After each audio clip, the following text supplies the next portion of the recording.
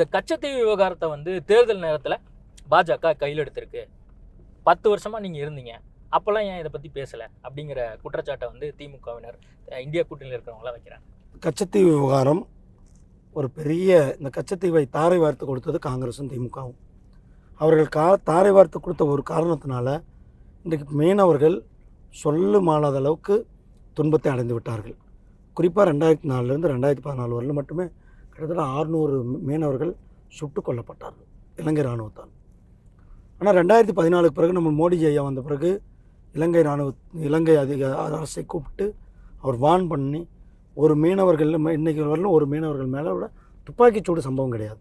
யாருக்கிட்டையும் கேட்காம காங்கிரஸும் திமுகவும் ஒரு அரசாங்கத்துக்கிட்ட தாரை வார்த்து கொடுத்ததுனால இன்றைக்கு நம்ம மீனவர்கள் அங்கே சிறையிலையும் அவர்கள் அங்கே இருக்குது